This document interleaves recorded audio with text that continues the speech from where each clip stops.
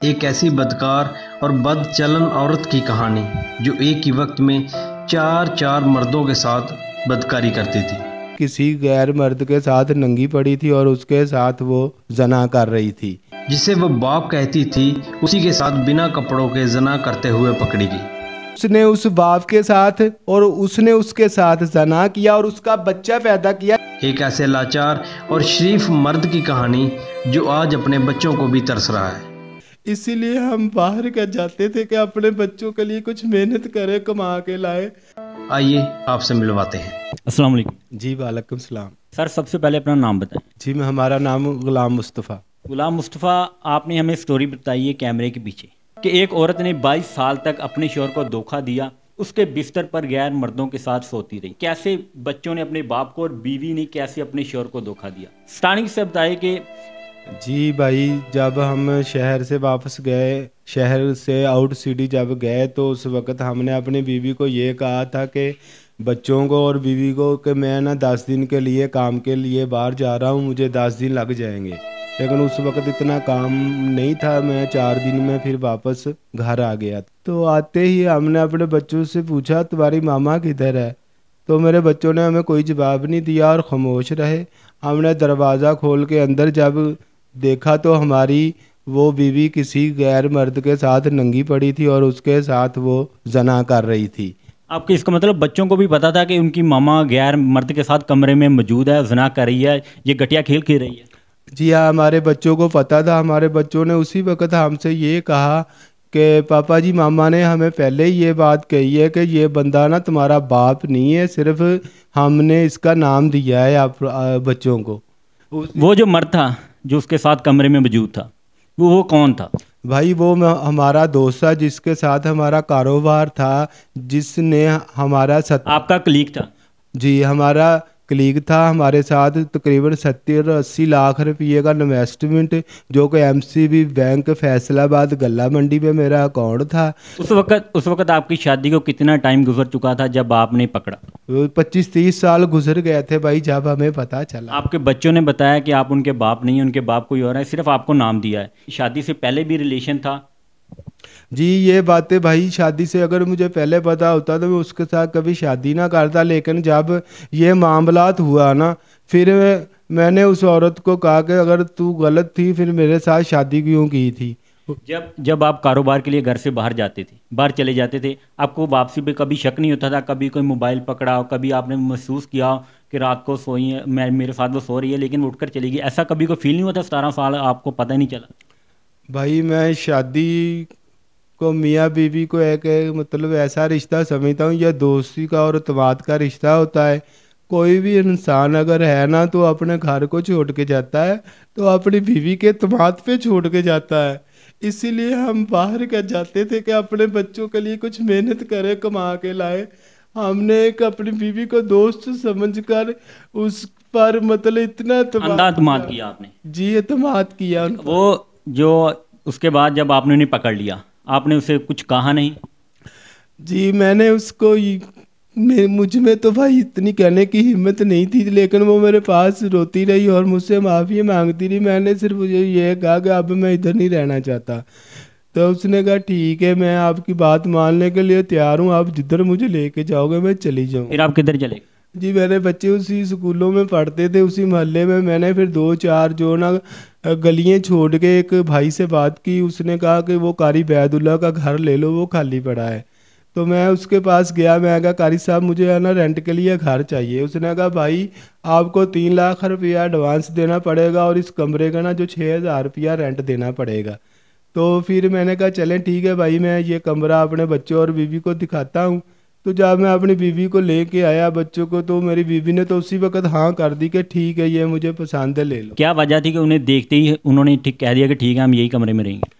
بھائی قاری وہ چند جب ہم ادھر ریش پذیر ہو گئے نا، رہنے لگ گئے تھے، وہ دن گزرتے رہے، 1-2 مہینے گزرے، ہم ادھر رہے، پھر ہم نے اچانک ان لوگوں کو پھر پکڑا، پھر قاری عبید اللہ کے بیڈ پر وہ اس کے کمرے میں ننگی اس کے ساتھ زنا کر رہی تھی، غلط کاری کر رہی تھی۔ یہ بات آپ کو ہم اللہ رب کعبہ کی قسم کھا کے کہتا ہوں غلام مصطفیٰ زندہ ہے نا تو سچ کی وجہ سے زندہ ہے. اس عورت نے پھر غلط کاری کی. اچھا آپ بتائیں کہ کتنے لوگوں کے ساتھ وہ ریلیشن میں رہی ہے؟ بھائی اس بات کا تو مجھے فائنل پتہ نہیں. آپ کو کتنے لوگوں کا پتہ ہے؟ بھائی ایک ویشا عورت کا کسی کو بھی کچھ نہیں پتا ہوتا. جو کہ مطلب جو لوگ میرے سامنے میرے ہی دوست تھے نا, وہ شاہد نام کا اور ایک ارشاد نام کا اور قاری عبید اللہ اور لیاقت, یہ چار لوگ تھے جن کا آپ کو پتہ ہے. جی وہ جو لیاقت تھا وہ تو ہمارا سسر تھا نا, چاچا سورا تھا. وہ تو پھر اس کا رشتے میں باپ لگتا ہے. لیکن اس نے اس باپ کے ساتھ اور اس نے اس کے ساتھ زنا کیا اور اس کا بچہ پیدا کیا جس کی ڈی این اے رپورٹ ہے جو پاکستان میں کہتے ہیں کہ ملتی نہیں ہے. اب ناظرین میرا اس وقت نا یہاں پر خون کھو رہا ہے کہ لڑکی اپنے باپ کے ساتھ زنا کرتی رہی. چاچا ہوتا ہے, تایا ہوتا ہے, یہ باپ ہوتے ہیں. وہ لڑکی اپنے باپ کے ساتھ اور اس گھٹیا باپ کو بھی شرم نہ آئی, وہ اپنی بیٹی کے ساتھ زنا کرتا رہا. جو بیٹے ہیں, جو آپ کے بیٹے ہیں, کوئی ان میں سے اس کا بھی ہے؟ جی بھائی یہ بات مجھے بچوں نے ہی کہی ہے جس میں اللہ نے میری بہت بڑی مدد کی ہے. یہ بھی ہو سکتا ہے کہ شادی سے پہلے وہ اپنے جو چاچا جسے وہ کہتی تھی اس کے ساتھ وہ یہ سب کچھ کرتی ہو. سب کچھ ہی کرتی تھی وہ پہلے, لیکن ہمیں یہ بات نا بعد میں پتہ چلی. 17-18 سال بعد ہمیں پتہ چلا. ہمارے بچوں نے, بڑے بچے جو بالغ ہے بچے, وہ 2 بچے, ایک بیٹی ایک بیٹا, انہوں نے اپنی زبان سے کہا کہ یہ ماما کہتی ہے کہ یہ بچے نا صرف غلام مصطفیٰ کا نام دیا ہے ان لوگوں کو. پھر یہ بات ہمارے بھائی نے بھی ہم سے کہی, ہماری بڑی بہن نے بھی کہی, جو کہ ہمارے گھر پہ قبضہ جما کے بیٹھی ہے. آپ کے خیال میں جو آپ کی بیوی تھی وہ پیسوں کے لیے اپنا جسم بیچتی ہوگی؟ بھائی وہ پیسے تو میرے پاس بہت ہوتے تھے, میں کام ایسا کرتا تھا. وہ گندی عورت وحشہ تھی, اللہ کی طرف سے اس کو عذاب تھا, وہ ہم سے کیا پھر آپ اس کی ضرورت پوری نہیں کر پا رہے تھے جس کی وجہ سے وہ لوگوں کے ساتھ ایسے رہتی تھی؟ جی انسان کسی کی بھی, کوئی بھی مرد کسی کی ضرورت نہیں پوری کر سکتا, چاہے وہ جتنا مرضی مرد ہو. عورت ہی انسان کو عزت دلاتی ہے, عورت ہی انسان. اس کا مطلب ہے آپ میں کوئی کمی ہے جو آپ بول رہے ہیں؟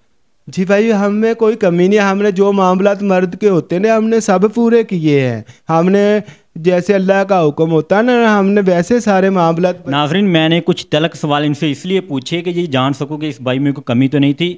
یہ بعد میں یقین کے ساتھ کہہ سکتا ہوں کہ وہ جو عورت تھی وہ جسم بیچتی تھی رات. شاید آپ سمجھتے یہی وجہ تھی. جی بھائی اب تھوڑی سی بات میں تھوڑا آپ کو اور سمجھا دینا چاہتا ہوں کہ جب ہماری شادی کی بات ہوئی نا, تو ہماری جو نا 9 سالیاں تھی, ایک ہماری بیوی ڈال کے 10 بنتی تھی. جو ہمارا چاچا سورا تھا نا, وہ میری ساس کو ماں کہتا تھا. وہ ماں کہتا تھا. ہم نے کہا یہ اس کا بھلا کرتا ہوگا, اتنے اس کی قبیلداری ہے. لیکن کچھ عرصے بعد اس نے اس کے ساتھ نکاح کر لیا تھا. اچھا جسے وہ اپنی ماں کہتا تھا اس کے ساتھ ہی نکاح کر لیا تھا. یعنی جو پورا خاندان تھا وہ ہم اسے کنجر کہہ سکتے. ہاں جی ایسا ہی ہے. اس کے ساتھ نکاح کیا. اور آپ مجھے ایک بات بتائیں, آپ کے پاس پیسے تھے, کاروبار اپنا کرتے تھے, شاید انہوں نے آپ کو اسی جنگل میں اپنے جو شکنجا تھا نا اس میں لیا کہ اس سے پیسے نکالتے ہیں اور اپنا کاروبار چلاتے ہیں. بھائی جان ہم نے تو اپنی بہنیں سمجھ کے اپنی 4-5 سالیوں کی شادی اپنے ہاتھ سے کی ہے. ہم نے اپنا پیسہ ادھر لگایا. ہم نے اس کو جب آپ کو قتل کیا, انہوں نے قتل کرنے کی کوشش کی, آپ کے پاس اس وقت آپ کا کاروبار ڈاؤن ہوگا جس وجہ سے انہوں نے یہ کیا. یہ کیسے کیا یہ بتائیں. جی بھائی یہ معاملات ان کا سوچا سمجھا ایک سازش تھا. جو نا ہمارے وقوع سے پہلے انہوں نے یہ پروگرام بنایا تھا کہ غلام مصطفیٰ کو کیسے مارنا ہے. انہوں نے ہم سے ایک بلیڈ کا بوتل لیا, اس کے بعد انہوں نے ہمیں کیمیکل زہر پلایا جس میں زہر دودھ میں ملا ہوا تھا نا, وہ ہم کو پلایا. اور رانا شاہد گاڑی لے کے آیا. پھر وہ گاڑی میں ہم کو بہوشی حالت میں وہ خڑلیاں والے لے کے گیا اور خڑلیاں والے سے چند کلومیٹر ہمیں دور پھینک دیا تھا. یعنی آپ کو وہ قتل کر کے پھینک آئے تھے, پھر آپ کو اللہ نے بچایا, کیا کوئی آیا تھا ادھر؟ اس کے بعد بھائی یہ اللہ کا معاملہ ہے کہ ہم کیسے زندہ بچے. لیکن ایک شخص ہے جو ہمارا دوست ہے, اس کا نام دلاور ہے, وہ فیصل آباد میں ہی رہنے والا ہے. اس نے آپ کو بچایا؟ میں نہ جانے ان کے گھر کیسے چلے گیا. ناظرین آپ اس انسان کی بات سن سکتے ہیں کہ جنہوں نے انہیں قتل کرنے کی کوشش کی وہ پورا ایک کنجروں کا ٹولہ تھا. انہوں نے پوری پلاننگ کی, پہلے ان سے ایک بلڈ کی بوتل لی کہ یہ کمزور ہو جائیں. اس کے بعد انہوں نے انہیں وہ زہر دیا جو کیمیکل زہر تھا, جو ثابت نہ ہو سکے کہ یہ زہر ہے, ان کی موت بھی واقع ہو جائے اور کسی کو پتہ بھی نہ چلے. اللہ نے انہیں بچایا. لیکن اب ان کے پاس نہ تو گھر ہے, نہ بیوی ہے, نہ بچے ہیں. وہ جو بچے ہیں جو شاید ان کے ہوں گے، لیکن جب ان کی پرورش ایسے کی گئی ہے کہ آپ نے اپنا جسم بیچ کر اپنا کاروبار چلانا ہے، پیسے کمانا ہے، صرف ان کے آگے دنیا میں صرف پیسہ کمانے کے لیے وہ جسم بیچ سکتے ہیں، اپنی اولاد بیچ سکتے ہیں۔ اب یہ شخص لاہور کی سڑکوں پر رات کو سوتا ہے، اگر کچھ مل جائے تو کھا لیتا ہے، ورنہ بھوکا سو جاتا ہے۔ اس کے ساتھ کاروبار میں فراڈ ہوا، اس کے اپنی کلیگ نے کیا جسے یہ بھائی سمجھتا تھا، اور وہ بیوی جسے یہ مقدس سمجھتا تھا، مقدس رشتہ تھا اسلام میں، اس نے اسے دھوکہ دیا، اس کے بچوں نے دھوکہ دیا۔ خدا کے لیے میں آپ لوگوں سے اپیل کروں گا کہ ایسے لوگوں کی سپورٹ کرنی چاہیے، مدد کرنی چاہیے۔ اگر کوئی میرا بھائی سنتا ہے اس ویڈیو کو تو خدا کے لیے اگر وہ قانون سمجھتا ہے، کوئی وکیل بھائی دیکھتا ہے تو ان کا کیس لڑیں، ان کی سپورٹ کریں تاکہ ان کی جائیداد واپس آ جائے۔ جو بیوی اور بچے تو واپس نہیں آ سکتے، لیکن جو ان کا کاروبار تھا جو چھین چکا ہے وہ انہیں واپس ملے تاکہ یہ اپنی زندگی میں پرسکون رہ سکے، یہ ایسے روڈوں پر دھکے نہ کھائے۔ خدا کے لیے اس ویڈیو کو صدقہ جاریہ سمجھ کے شیئر کیجیے گا۔ ویڈیو اچھی لگے تو ویڈیو کو لائک کیجیے، چینل کو سبسکرائب کیجیے۔